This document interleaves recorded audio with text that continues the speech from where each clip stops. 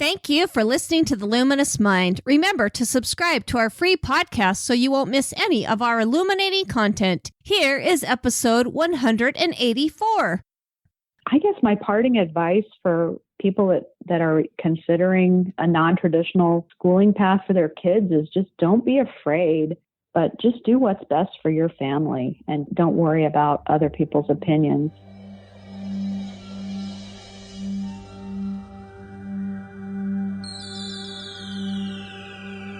Benjamin Franklin once said, "Do not curse the darkness, rather light a candle instead."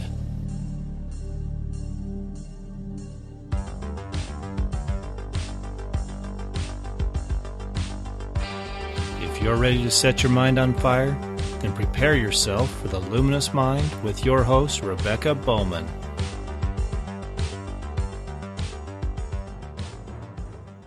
Today's fire starter is Traci Matt. Traci is an experienced journalist, editor, retired homeschooler, and Christ follower. She has written on a variety of topics ranging from education and ministry to car repair and fabric wholesaling. Her first book, Don't Waste Your Time Homeschooling, 72 Things I Wish I'd Known, has held the top spot in 2 Amazon categories since its publication in 2014, standing many weeks as the bestseller. Traci and her husband live in the Kansas City area in gleefully close proximity to her children and grandchildren. That sounds like heaven. But to read more about Traci and her work, you can go to tracimatt.com. Welcome, Traci. I'm so excited to have you. Hi, thanks for having me. This is exciting and fun. Yeah, I love experienced homeschoolers like yourself that can give us some just, tidbits. I'm excited to talk about your book and your other book that you've also written and to learn more about you. But before we get into any of that, can you go ahead and tell our audience a little bit more about yourself? Sure. I've been married to my husband for 33 years, and we are almost 2 years into empty nesting. So that's been a different season for us, but really fun because our married children are all 3 in town and our grandchildren are all here. Oh, that's so awesome. We spend a lot of time together with them, even though they don't live with us anymore. That's awesome, though. I mean, it's wonderful, especially as a grandmother where you've homeschooled and stuff, that you can carry on that with your grandkids and be there in their lives. That's amazing. Tell us a little bit more about what led you to homeschool and how you came into that. Well, back in the late 80s, homeschooling was looked upon suspiciously by most people, I guess is the polite way to say that. But we had a neighbor who homeschooled, and several people and different books and circumstances came across my path. And as a Christian, I just felt like God was really calling me to be a homeschooler. So that was how we chose to do it. It fit well with our circumstances at the time because our oldest son would have been a really young kindergartner. He had a late summer birthday. And then our daughter was an early reader. So they pretty much were at the same level. They aren't very far apart in age. And it made it really easy for us to just slide into homeschooling gradually, doing a half day here, a half day there. And it was just a real natural fit for our family. That's awesome. Well, and I feel like you kind of have to get that calling or that feeling, or else it's just something you won't want to stick with if you're just doing it for whatever. Right. But I tell people I felt like I'd get hit by lightning if I didn't do it because all the, everything just was laid out so perfectly for us to start that way. It wasn't a common thing back then, so that was something we had to deal with. Well, and that's what I love, like I said in my intro or as I was welcoming you to the show, that's what I love though, is hearing about those stories because nowadays it's becoming popular, it's becoming kind of the norm and people can respect it and understand it. But do you want to give us a little bit of what that story looked like, some of the challenges that you might have had along the way? And what you feel like you learned from those? Well, just with our families and our friends, they were probably very understandably concerned when we told them we were going to homeschool. It's legal in the state where we live, but it's very unregulated. And like I said, most people had not even heard of it by the time we got into the 90s, most people would, when we told them we homeschooled, would say, I've heard of people who homeschool. And, by the time the turn of the century came, people were pretty comfortable with it. But we definitely had to be careful even letting the kids outside during the day. Back when we first started, we joined Homeschool Legal Defense Association as kind of some fire insurance against the neighbors calling the school and labeling us as truants. So those things gradually every year, as more and more people began to homeschool, those things became less of an issue. Yeah. So, well, there are a lot of myths about homeschooling or about education in general. Don't you feel like the fact that they can't be outside playing during the day? I mean, they let other kids have recess. So, you know what I mean? Right. Did you encounter some of those? I mean, what were some common myths back then, maybe, that you've dealt with? Well, I don't know about myths, but some of the prejudices we slept late, which we did, but not every homeschooling family does. Just silly things like that. One time we were sitting at a wedding when my kids were all young 20s and in their teens. We were at a table at a wedding with one couple that we didn't know. And when we told them we homeschooled our kids, they just looked around the table at our kids and their jaws just kind of dropped open. Like, I guess they were expecting them to look a certain way and they didn't look that way. We just have a lot of times people say to us, well, you guys don't seem like you're homeschoolers. And I don't really even know what that's supposed to mean, but you're not all wearing matching homespun clothes or something, I guess. I don't know. Right. Yeah, no, we're more the bohemian homeschooler type, but not matching jumpers. Well, I take that back. Everybody did matching jumpers in the 80s. Don't let anybody tell you differently, but didn't matter if you were homeschooled we don't or do not. That. Right. Awesome. We don't do that anymore. So with your book, Don't Waste Your Time Homeschooling, what a, interesting title, but 72 things you'd wish you'd known. Let's kind of talk about that. I think that fits really well with our paradigm change, how you feel like your philosophy on education changed over time and with experience as you homeschooled your kids. Right. Just so you know, the title of the book is intentionally provocative, and I get a lot of negative feedback from people who homeschool, who homeschool and buy the book because they think they're going to have something to argue with me about. It's very pro homeschooling.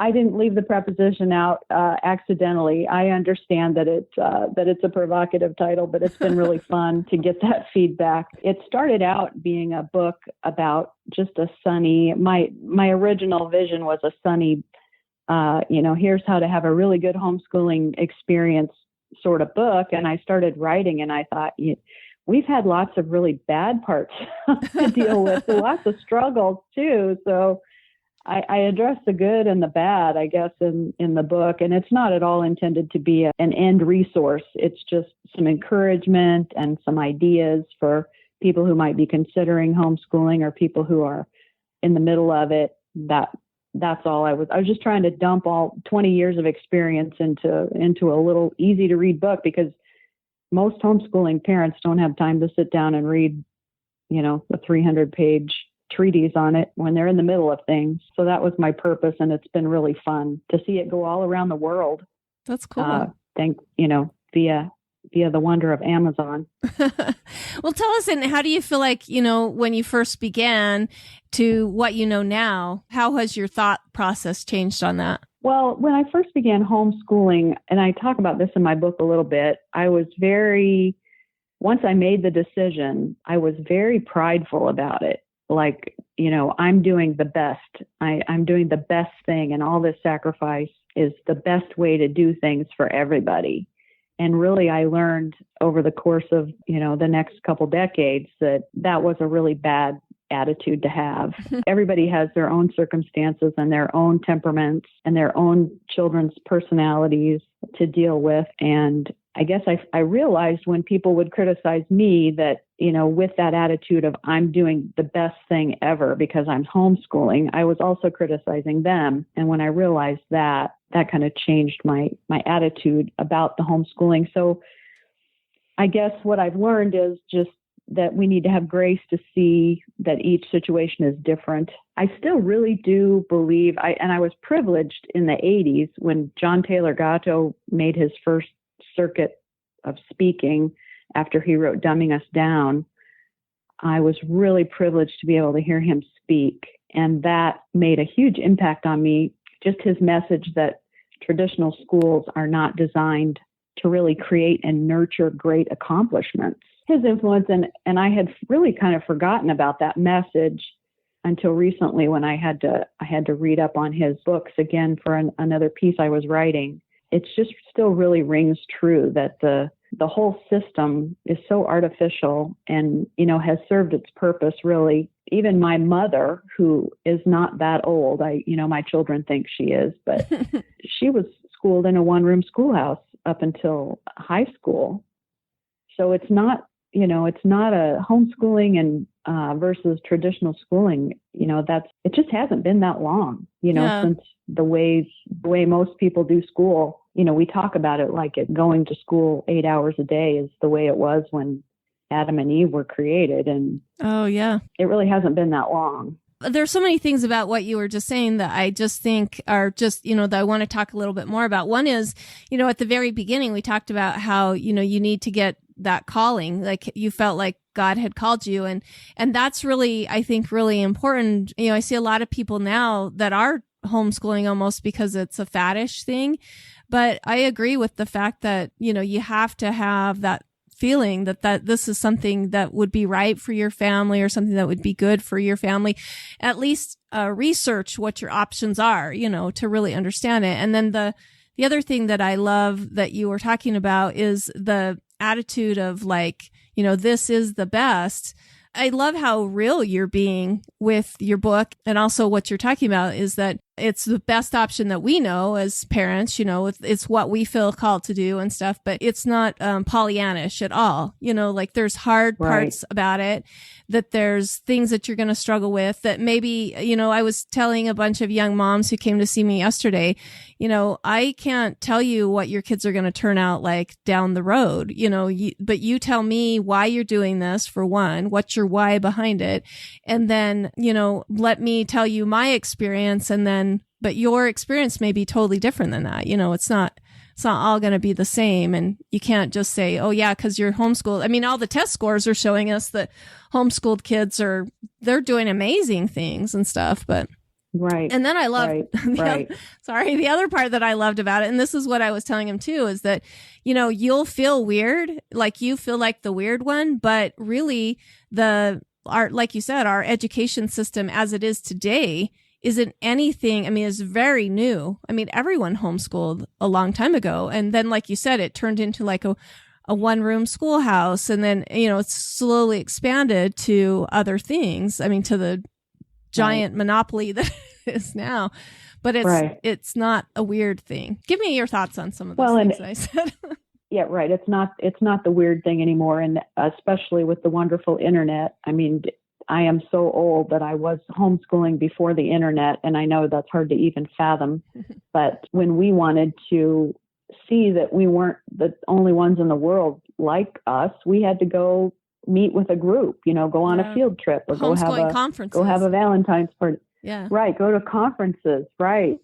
And that, that huge camaraderie. And now, you young moms have all that on the internet, which is just amazing and fabulous to me. I mean, even when I used to do a lesson plan, I had to go to the library and get books. I mean, it's just hard to imagine.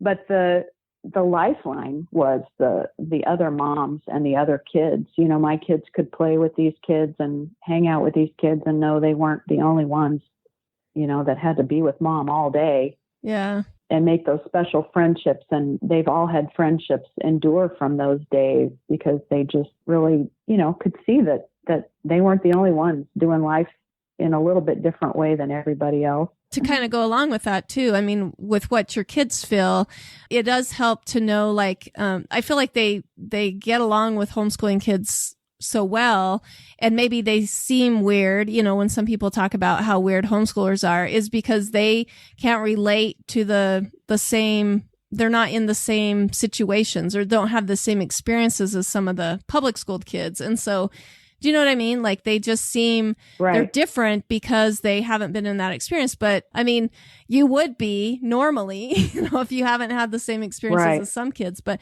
it doesn't mean that they're weird or anything or different. It just means they just had different experiences for sure. Right. And some of those experiences that they've missed have been bad experiences too. That's the other thing. When we talk about socialization and experiences, we need to put adjectives in front of them, because some of the socialization that I received in public schools growing up was bad. It was poor socialization. And some of the experiences I had were not good. I love what you're saying, though, because, I mean, that's always put forward of like, what's going to happen? I mean, are they going to be socially inept? But really, when we think of socialization, this is another thing I was telling those young moms is that, there's a difference between, do you want them socialized so that they're comfortable just with the kids their same age? Or do you want them comfortable with kids of all ages, with adults and old people and with, all of those things? Do you want them to have a good, base broad knowledge? And that's what homeschooling does, is it socializes them in a different way, a different, type of thing. I ask people, when was the last time you were in a room with 25 people your age? I think that just makes a really good point of just how the school system is just a false social structure that we never repeat again in our lives. Yeah. Well, that's what was so awesome about the one-room schoolhouse, is because it did mimic, one-room schoolhouse is the same as homeschooling because it did mimic the different ages. Right. And those multi-ages. Right. And the older kids help the younger kids, and, the younger kids have to learn how to mature and deal with the older kids. And it's just more of a normal type of social structure where you would find at work, or you would find at church, or at any other setting that you're going to be in as an adult. So why not learn how to do it when you're 5 or 8? Why wait until you're 18 to learn how to deal with all different ages? Yeah. I remember getting my first job after college and walking in and realizing, I was in my early 20s and everybody else was 30s, 40s, they had children, they had grandkids. And it was just like, I didn't even know how to interact with these people because I had always been in a situation where I was always with people of my same age. You know what I mean? I wasn't as comfortable as I should have been. And that's really one of the awesome things that I feel like homeschooling can provide. I kind of want to go back and touch another thing about how you said you're kind of arrogant about it. I really feel like if we are to help expand the movement, not that but, to really help people understand what we're trying to do, that's probably the worst way to come at it, correct? Is that what you were saying when you felt like, tell us some experiences maybe you had there that. Well, I don't know. I probably, people that I know could tell you good experiences of arrogant things that I said. Yeah, it's just like anything. It's like any lifestyle choice that you make. If you want to encourage other people to do it, you need to be gracious and create an atmosphere of attractiveness, not bullying and judgment. So, I think that was just a life lesson. Hopefully I learned in a lot of different areas, but specifically in the homeschooling. And part of the reason that came about was there were different times in our journey where we really came close to having to not homeschool because I needed to work, either because of finances. We had some really hard times in our marriage. There were lengths of time where we had to really, really look hard at whether we were going to put our kids in school. So at that point, talk about a come to Jesus moment when you realize that you've been judging people for something that you're going to possibly have to make a choice to do. I think that was a lot of what helped me learn that lesson, that God had for me, just to not be judgmental. Yeah. Well, we don't like people judging us. And so, to definitely. Right. I love the grace. That's awesome. Well, let's talk a little bit more about your book and some of the writings that you've done. I love how you talked about how you've written on a large range of, topics from education to ministry to car repair and fabric wholesaling. Right. Let's kind of talk about maybe some of the writings that you've done, or we could stick with your book of, don't waste your time homeschooling. I want to hear about the 72 things you'd wish you'd known for sure. Well, my writing career, I was fortunate, really blessed to be able to work as a freelance journalist as my kids were going to school. So I worked part-time for a car repair newspaper That's so for awesome. 20 years as I was teaching my kids at home. And I've done just a lot of freelance writing and marketing, copywriting, that kind of thing. So the book just kind of came about naturally. I also have a book called Let's Go, and it's field trip ideas for homeschoolers and classroom schoolers and just active families. And then my most recent book is Prayers for the Mother of the Groom, which I published a couple months ago. And then Prayers for the Mother of the Bride is coming out in May. Awesome.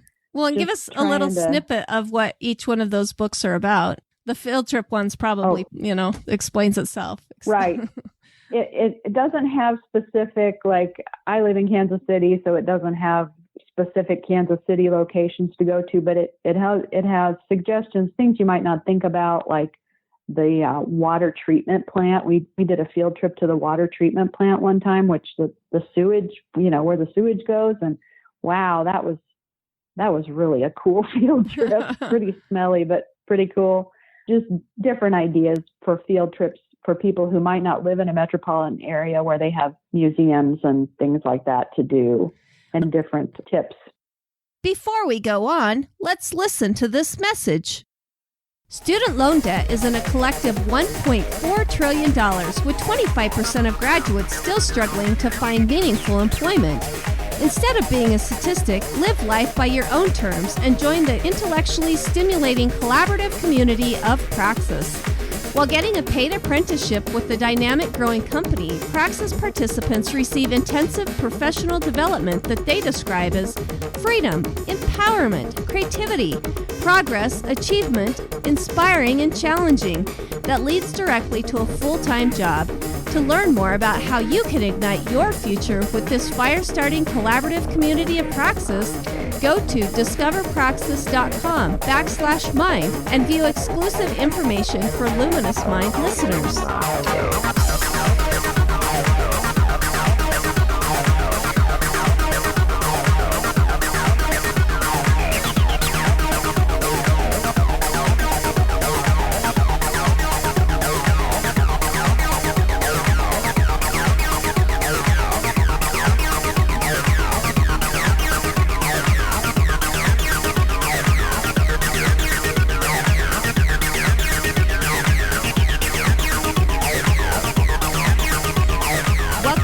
The Luminous Mind with Traci Matt, who's helping others waste their time homeschooling. Well, and that's one of the cool things about homeschooling is you can get them out in the community, and they can, instead of twice a year, they could go every month on a field trip at least. Right. At least every week or whatever. Our small group used to go every month. Each family would organize a field trip every month, and there was more to do than we could do. That's where the field trip book came from. We did a yearbook at the end of every year, so I had this huge pile of ideas, awesome. and I just compiled it all into that book. So that was a fun book to write. Lots of good memories. That's cool. What about your other books? The Mother of the Groom book, all three of my kids were married in the last, I guess it's been 7 years now, but we had basically 2 years between each wedding, kind of boom, boom, boom. And I was looking for a book of prayers similar to the Stormy O'Mardian books, The Power of a Praying Mother or Parent. I can't remember exactly what that title is. I was looking for a book of prayers for the mother of the groom when my oldest son got married, and I couldn't find anything. There were lots of etiquette books and, little anecdotal books about mothers of the groom. So by the time my third child got married, I really needed that book. And so I wrote it. And I've had some really good feedback. It's only been out for a few weeks, but I've had some really good feedback, and I'm just really excited about having that resource for mothers of the groom, and then in a few months, mothers of the bride. And then as I started publicizing those books, I came across some other really great authors. Jennifer White, another book for the mother of the bride that's just a lovely book by Cheryl Barker. And so I've been able to connect with these ladies to do some marketing together, and it's just been really fun. Been really fun experience. That's awesome. To work with these really neat Christian ladies. I do a little blogging as well. Blogging is hard. I'll tell you that. That's the hardest thing that I've ever, how those women that blog every day, man, they are really, I don't know. God bless them. It's hard work. So I'm trying to figure out something to write every day, right? So. Right. Awesome. Right. And just the technical aspect of setting up the blog, that's the hardest thing I've ever done. Oh, yeah. Really hard, but I'm over 50, so I guess that's understandable. That's awesome. Well, let's talk about, do you mind if we kind of go back and talk about your Don't Waste Your Time Homeschooling 72 Things I Wish I'd Known? I mean, we talked about how it's really a candid book, but give us a little bit of I don't want to give all your 72 points away, but anyway, just a little bit of a snippet of things that you feel like you've learned. Maybe some 3 good things and maybe 3 bad things, maybe. I don't know that you didn't know about. Well, I was looking back over the list before we started today just to kind of remind myself of what I did right, because it has been a couple years. Just real practical things that made a difference to me. We have, not a tiny house, but we had 3 kids, and our schoolroom was our dining room, and it's kind of the middle, the main part of the house. You could see it when you walk in the front door, and it was really important for me to control the clutter. So just one silly practical thing that I did that made a huge difference was to get a big cabinet with doors on it versus just a bookshelf with stacks and stacks of things. And then the other thing we did was put a giant cork board in the room, because I don't know if you have this problem, but I would just end up with stacks of paper at the end of the day, the table just piled with papers. So I trained the kids to pick up their papers when they were done and stick them on the cork board.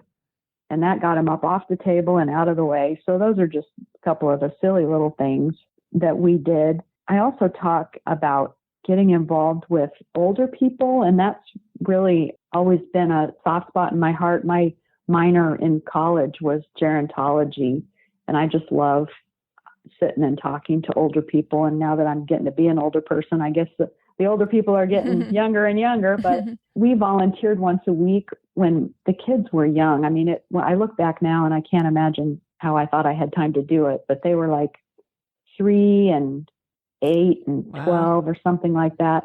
And every week we just connected through a community service agency.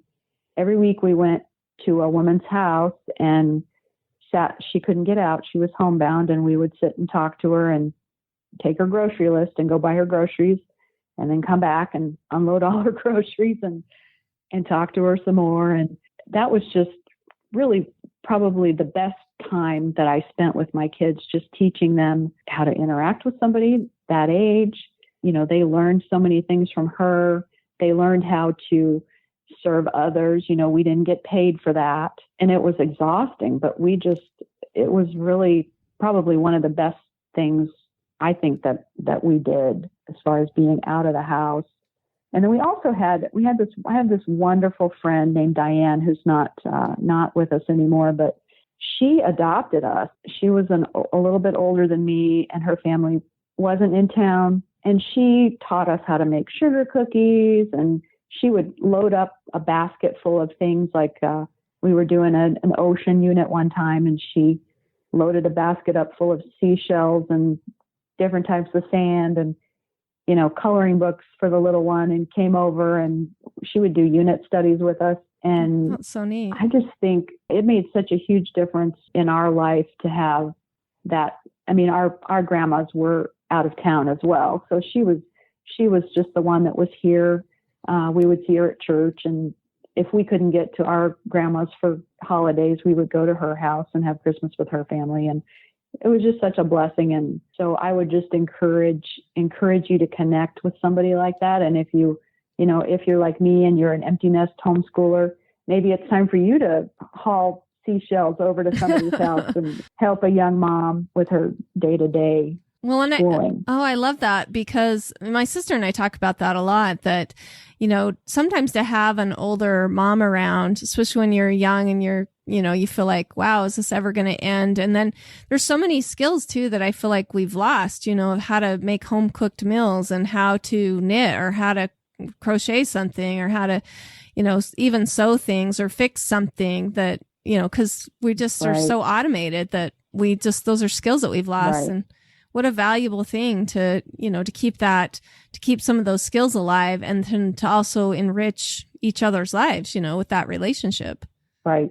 Just fantastic. Right. Yep. That's great. Yep. Exactly. So do you want to tell us maybe some successes that you've seen in your writing and helping others? I mean, you talked about that a little bit, connecting with Cheryl Baker and some of the other books, but have you seen a lot of successes with the writing, and what have you learned from helping others? Well, it's really interesting because when I wrote the Don't Waste Your Time Homeschooling, it was writing for me at that time was just really a job. And I just did it to make a little money and to see if I could do it. One of my wonderful, godly friends at church, when I was having some good success with selling the book, she said to me, "It must be such a blessing to you. I know you did that to encourage people." And I thought, no, I didn't. I didn't do it to encourage people. I did it to make money. And how horrible is that? I am encouraging people, but that wasn't my initial motivation. So it's been such an eye-opener just to know that it is encouraging people. It's been such a blessing to me, when somebody writes me an Amazon review saying, "I was really discouraged and your book has helped me get a second wind," or those kinds of things. I would have never dreamed that I would be selling books to people in Germany, even where homeschooling is illegal. Yeah, I sell books in Germany. It's pretty awesome. Which is crazy. Yeah. Yeah, just the reach, the Prayer of Jabez, that book that was so popular a few years ago, and praying for God to expand your influence. I don't know if you're familiar with that. It's a my generation book, but when you pray, when you ask God to expand your influence, I guess he listens, because I would have never dreamed that I would have sold books in 8 different countries and been able to encourage people that way. And then the blog writing too. I was telling somebody the other day, I used to make fun of people that had online friends. Another one of those lessons that I had to learn of humility. And now, and now I have these wonderful, wonderful friends that I've never even seen face to face, except maybe FaceTime with a couple of them, writers and homeschoolers and writing homeschoolers, both. Mm-hmm. And so that's just it's been a lot of fun. I've really enjoyed it. That's great. Well, and you talked about, being the mom or the older person that kind of comes in and brings the seashells over. It sounds like you've really done that, you're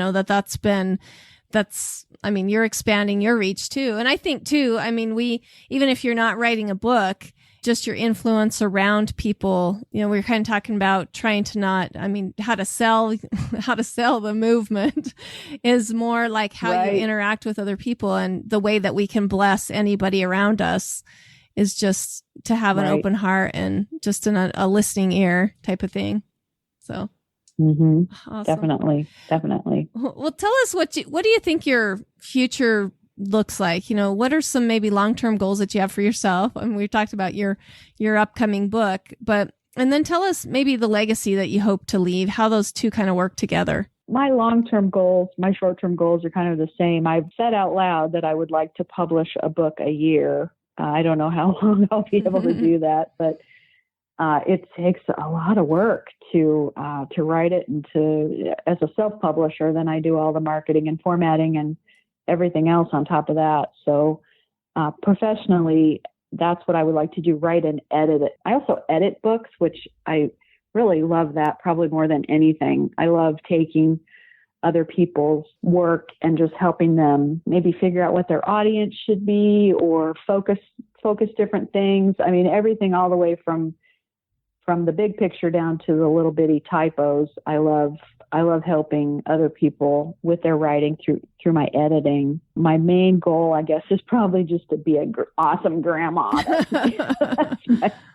That's my goal. And we all leave a legacy, really, don't we? We all leave a legacy. Yeah. That's one of the topics that I cover in my Mother, the Groom book. And I really had to do some soul searching even to write that prayer, and it just all comes down to having an eternal perspective. And I have this beautiful letter that my great grandma wrote to have put on her casket. And she asked for money to be given for a Bible society rather than have flowers for her funeral. And I just know that woman, even though I never met her, that she prayed for me and my kids and made, an eternal difference. So I guess my legacy, I would just want it to be a legacy of authentic faith in Christ. I got a little teary-eyed thinking of that because, like you said, we all do. I mean, there will be a day for all of us like that of when people, look back at us and how we influence their lives. And that's why I've always added that or kept that question in there, because I think it's something we all need to think about, because it can help you every day, to make better decisions about things you're going to do. Like you said, you want to be known as a person who had faith in Christ. And what does that look like, to other people? So it's great. Right. Very inspiring. Well, tell me, what do you feel like would be some advice that you would have for our listeners as we say goodbye? And then give us your contact information, how they can find your books and get more on your blog and stuff like that. I guess my parting advice for people that are considering a non-traditional schooling path for their kids is just don't be afraid. Don't be afraid. Don't listen to the naysayers. Maybe choose one or two people that you really trust to help keep you grounded in case something goes wonky along the way. But just do what's best for your family and don't worry about the other people's opinions. Yeah, there's so much fear out there. Advice. Yeah. I mean, right. If you feel like this is a calling for you, that God has called you to this, you just have to have the faith that if he's called you to this, type of work, that he's going to lead you to the paths that are going to work the best for those children or for your own family. Right. Is that? And you don't have to be patient and you don't have to be organized to be a homeschool mom. I will vouch for that. Those are the other two things I hear is I'm not patient enough. Well, I wasn't patient enough either, but we do what we can. Our kids turn out okay, usually in spite of what we do. That's the bottom line. Yeah. I always tell my friends that aren't patient enough, I'm like, I wasn't patient enough either, but it definitely, what you're doing helps you learn to be more of what you want to become. I'm hoping that right. that when my kids look at me, they'll see me as patient now, but that wasn't always the case. Right.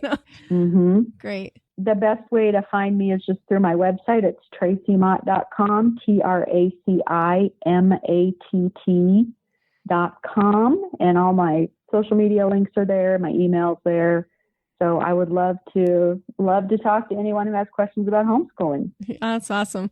Again, her first book was Don't Waste Your Time Homeschooling, 72 Things That I Wish I'd Known. Very provocative title, but lots of fun. And again, her website is tracimont.com, but it's spelled like Matt. So it's TraciMatt.com. But we're going to be sure to link all that information that we've discussed today, including maybe some of the books that she's mentioned on our website as well. But thank you so much, Traci, for coming on and joining us and helping to light our minds on fire with this encouragement of homeschooling. I really appreciate it. Thank you. It was my pleasure.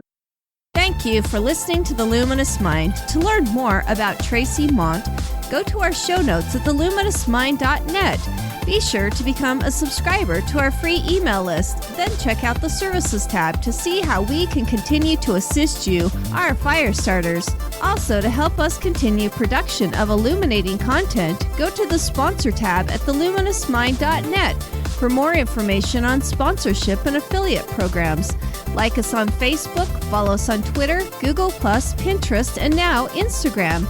Get our free audio content by subscribing on YouTube, iTunes, and Stitcher.